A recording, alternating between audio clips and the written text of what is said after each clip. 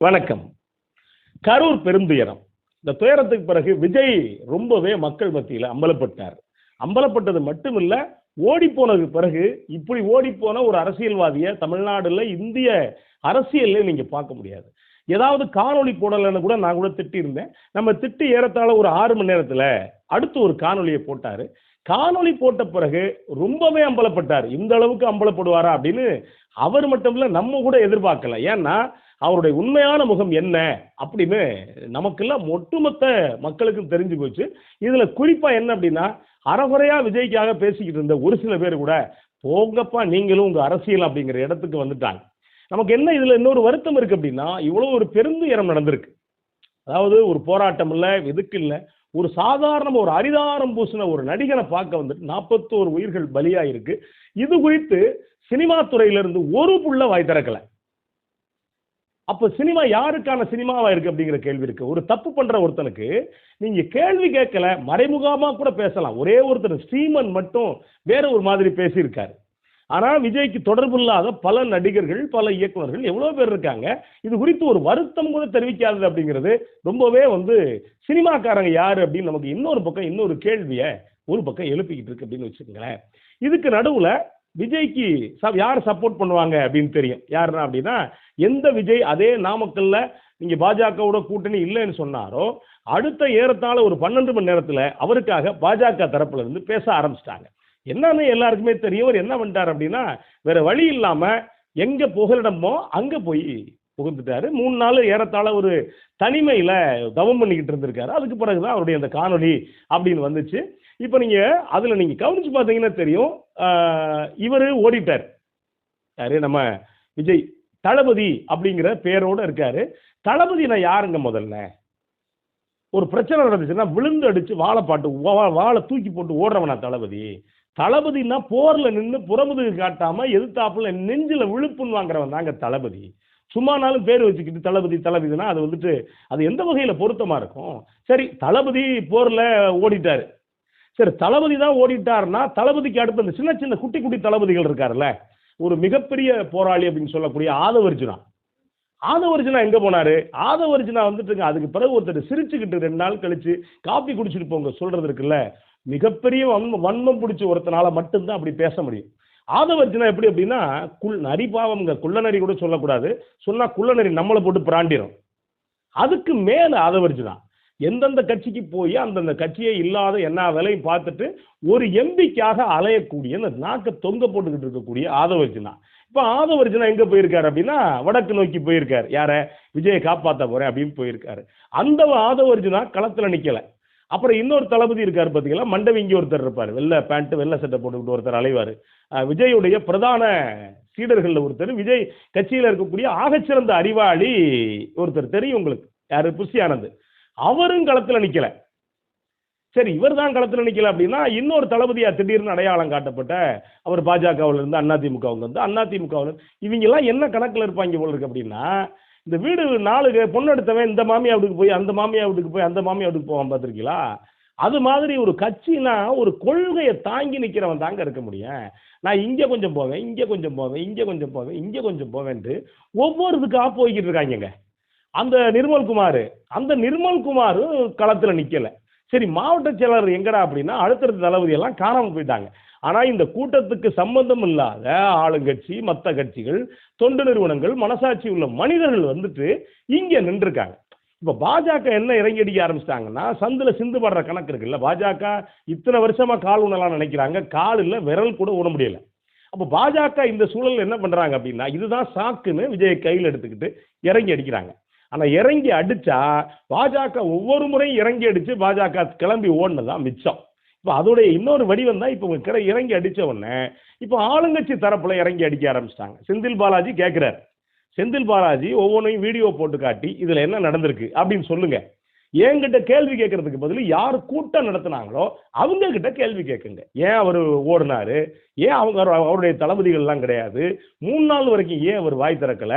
அங்க ஆயிரக்கணக்கான செருப்புகள் கிடக்க, ஒரு தண்ணி பாட்டில் கூட இல்லையே, என்ன காரணம்? ஒரு 300 ml தண்ணி பாட்டில் கிடந்திருக்கலாம் இல்லையா?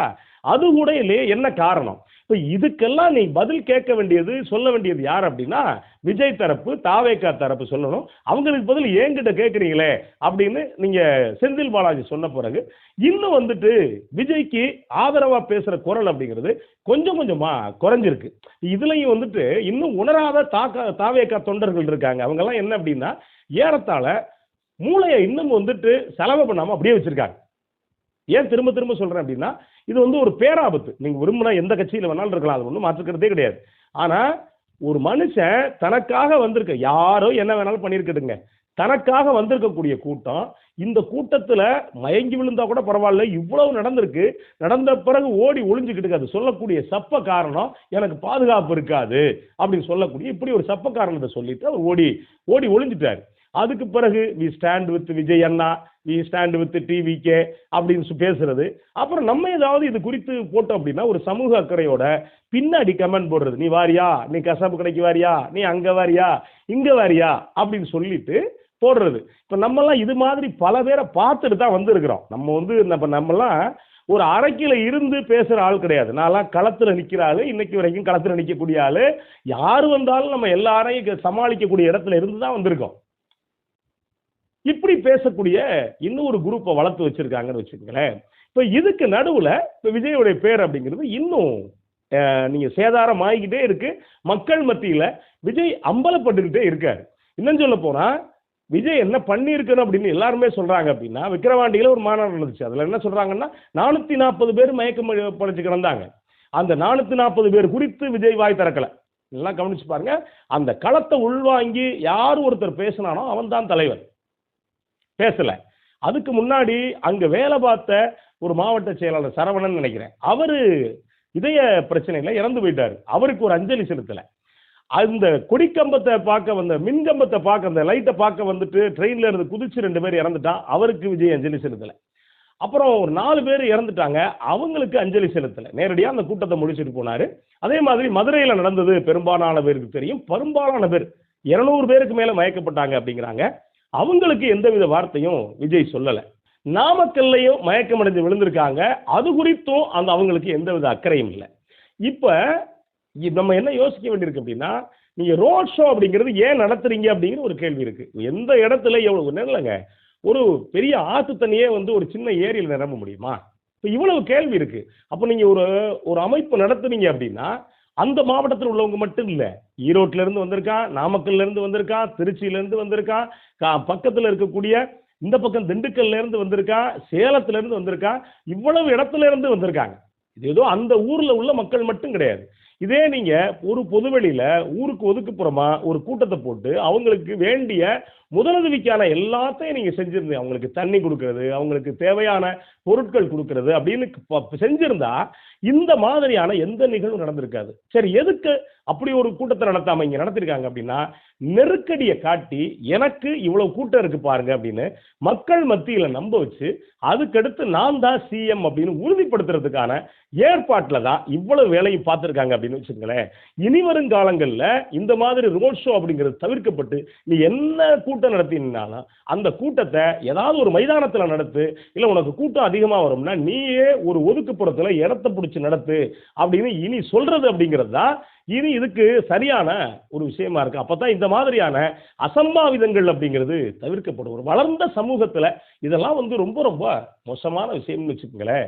சரிங்க, விஜய் இருக்கக்கூடிய எவ்வளவோ கட்சிகள் இருக்கு. இன்னும் சொல்ல போனா பாஜகவோட நான் வந்து இன்னொரு இடத்துல இருக்கக்கூடிய கட்சின்னு விஜயை நிரூபிச்சிட்டார். அந்த விஜயோட நம்ம ஏற்கனவே பேசியிருக்கோம். விஜயுடைய காணொலியில திட்டமிடப்பட்டு முழுக்க முழுக்க ஸ்கிரிப்ட் ஒர்க் பண்ணி ரொம்ப அழகா பேசியிருக்காரு விஜய். ரொம்ப தெளிவா, ரொம்ப நிதானமா, எந்த இடத்துலையும் கண்ணீர் வராம அப்படி ரொம்ப தெளிவா பேசியிருக்காரு. நடுவில் இன்னொரு காணொலி அரண்சையில போட்டிருந்தாங்க. அதுல என்ன வீடியோ ஒலிக்குரல் பதிவா போட்டிருந்தாங்க. அதுல வந்து ஒருத்தருக்கு பேசுறதுக்காக 3 நிமிஷம் கிளிப்புக்காக கிட்டத்தட்ட 30,000 ரூபாய் பேசியிருக்காங்க. அவர் மறுக்கிறார்னா என்ன அர்த்தம் அப்படின்னா, அவருக்கு ஒரு பக்கம் மனசாட்சி உறுத்திக்கிட்டு இருக்கு, அதனால மறுக்கிறார். அப்ப இது எல்லாமே திட்டமிடப்பட்டதுதான். விஜய் கிளம்பி ஓடுறதும் திட்டமிடப்பட்டது. 3 நாள் கழிச்சு தான் விஜய் பேசணும் அப்படிங்கிறது திட்டமிடப்பட்டது. அவங்க கட்சிக்காரன் யாரும் களத்துல நிக்கக்கூடாது அப்படிங்கிறது திட்டமிடப்பட்டது. ஆனா விஜய் என்ன சொல்றாரு அப்படின்னா, நான் வருவேன், இன்னும் காத்திரத்தோட வருவேன் அப்படின்னு விஜய் பேசுறது அப்படிங்கிறது இன்னும் திட்டமிடப்பட்ட இந்த செயல். சரிங்க, இந்த எல்லா கட்சியையும் தாண்டி விஜய் இப்படி பண்றாரு, என்ன காரணம் அப்படின்னா, விஜய்க்கு ஆரம்பத்துல இருந்து விஜய்க்கு கொடுத்த பயிற்சி. அந்த பயிற்சி யாரு கொடுத்தா அப்படின்னா, அவங்க அப்பா எஸ்.ஏ. சந்திரசேகர் விஜய நீ தான் முதலமைச்சர் அப்படின்னு சொல்லி திட்டமிட்டு பண்ணியிருக்கார். அது குறிப்பா 2 விஷயங்கள் சொன்னா புரியும் நினைக்கிறேன். அப்படின்னா, விஜய் வரும்போது நீ தான் முதலமைச்சர் அப்படின்னு மகன்கிட்ட ஊட்டிட்டார். இது எப்படி அப்படின்னா, ஒரு ஆட்டை போய் புளியை அடிச்சு சாப்பிடு அப்படின்னு பயிற்சி கொடுத்த மாதிரி. எல்லாருக்கும் அமையாது. இங்க என்ன நடந்தது அப்படின்னா, விஜய் சினிமாவுக்குள்ள 6 மாசம், 1 வருஷம், 2 வருஷத்துல அவங்க அப்பா பார்த்த வேலை என்ன அப்படின்னா, ஒருத்தருக்கு சம்பளத்தை கொடுத்து மாச சம்பளம், கருப்பு மைய ஒரு வாளியில வச்சுக்கிட்டு, அந்த ஊழியருடைய வேலை என்னன்னா, ஊருக்கு ஊரு, தெருவுக்கு தெரு, அதாவது சென்னையில பகுதிக்கு பகுதி விஜய் கடவுள், விஜய் சாமி இப்படி எழுதி போடுறது மட்டும்தான் அந்த நபருக்கான வேலை. அப்படி சம்பளத்தை கொடுத்து விஜயுடைய அப்பா இந்த வேலை சந்திரசேகர் பார்த்திருக்காரு. அதுக்கடுத்து சந்திரசேகர் பார்த்த வேலை என்ன அப்படின்னா, அவர் தான் கதை கேட்பார். கதை கேட்கிறப்ப எல்லா ஃப்ரேமுக்குள்ளேயும் என் மகன் வரணும் அப்படின்பாரு. அப்போ ஒரு இயக்குனர் கேட்டிருக்காரு, சரிங்க கதாநாயகி பொண்ணு பெரிய பொண்ணாகிறா, அப்போ குச்சி கட்டணும், அப்போ பெரிய பொண்ணாகிற இடத்துல உங்க மகனுக்கு என்ன வேலை அப்படின்னா, யோ யார் வீட்டில் எதா இருந்தானையா, என் மகன் குச்சி கட்டட்டும், அவ தோலை தொடட்டும், அது மாதிரி காட்சி அப்படின்னு இருக்காரு. உன் படமே வேணான்ட்டு அந்த இயக்குனர் போயிருக்காரு. இப்படி திட்டமிட்டு விஜய பெரிய ஆளா ஆக்கணும் அப்படிங்கிறது அவங்க அப்பாவுடைய உருவாக்கம். இந்த உருவாக்கத்துல விஜயால அதை உள்வாங்கிக்கிட்டு வர முடியல அப்படிங்கிறதா உண்மை. அந்த அளவுக்கு விஜய் படிக்கல, சமூகத்தை படிக்கல, அரசியலை படிக்கல, மக்களை படிக்கல. ஒருவேளை ஒரு சில பேருக்கு படிக்கிறதுக்கு எண்ணம் இருக்காது, உள்வாங்கிறதுக்கு மூளைக்குள்ள கெப்பாசிட்டி இருக்காது. அப்படி இருந்தா மட்டும்தான் உள்வாங்கி கொண்டு வர முடியும். அப்ப திடீர்னு ரஜினிகாந்துக்கு பதிலாக இறக்கி விடப்பட்டவர் தான் விஜய்.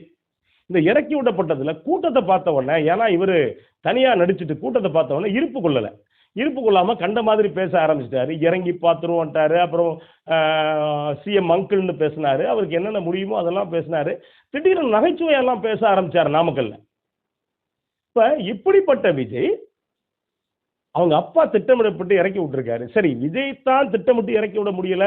தலைவன் அப்படின்னா ஒரு கட்சிக்கான கட்டமைப்பு இருக்குல்ல, அந்த கட்டமைப்பை கட்சி ஆரம்பிச்சு 1.5 வருஷத்துக்கெல்லாம் கொண்டு வர முடியாதுங்க. திடீர்னு கொண்டு வந்துட்டு அது ஒரு வகையான கட்டமைப்பு. ஒரு அரசியல் அப்படிங்கிறது ஒரு பயிற்சி.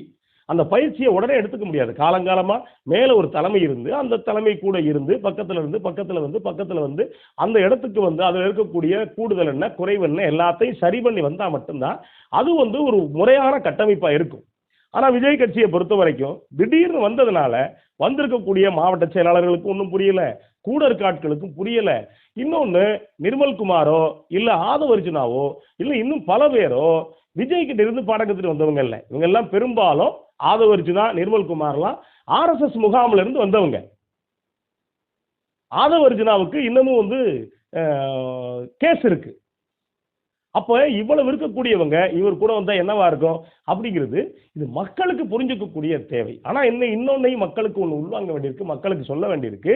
இப்போ இந்தியாவிலேயே தமிழ்நாடு அப்படிங்கிறது ஒரு வளர்ந்த சமூகமா இருக்கு. பொருளாதாரத்துறையிலையும் கல்வித்துறையிலையும் சரி ஒரு வளர்ந்த சமூகமா இருக்கு. இப்படி வளர்ந்த சமூகத்துல கரூர்ல நடந்த துயரம் அப்படிங்கிறது உண்மையிலேயே தமிழ்நாட்டை பார்த்து இன்னொரு பக்கம் மற்ற மாநிலங்கள் சிரிக்குது. அண்டா ஒரு நடிகளை பார்க்க போயிட்டாடா 41 பேர் செத்தீங்க அப்படிங்கிறது சோகத்திலையும் சோகம், வருத்தத்திலையும் வருத்தம். அப்ப இப்பதான் நம்ம தமிழ்நாடு இன்னும் முழிக்க வேண்டியிருக்கு. தமிழ்நாடு கல்வியில தன்னிறைவு பெற்ற மாநிலமா அப்படின்னா கண்டிப்பா அது ஒன்றும் மாற்று கருத்து இல்லை.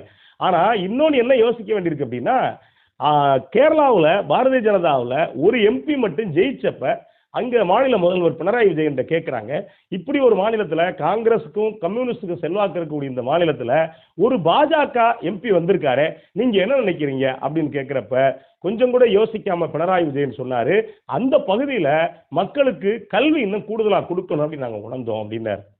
இதைத்தான் இங்கேயும் நம்ம சொல்ல வேண்டியிருக்கு. தமிழ்நாட்டில் கல்வி கொடுத்துருக்கோமா அப்படின்னா கொடுத்துருக்கோம். ஆனா முறையான சமூக அரசியல் கல்வியை கொடுக்கல. அவனுக்கு படிச்சுக்கிறதுக்கு வேலைக்கு போறதுக்கான எல்லா கல்வியும் கொடுத்துருக்கமே ஒழிய இந்த சமூகம்னா என்ன, அரசியல்னா என்ன அப்படிங்கிற இந்த பயிற்சியை இன்னும் கொடுக்கணும் மக்களுக்கு அப்படிங்கிறதா இந்த கூடுதலான செய்தி. இன்னும் விஜய் அம்பலப்படக்கூடிய தருணம் இன்னும் காத்துக்கிட்டு இருக்கு. நன்றி, வணக்கம்.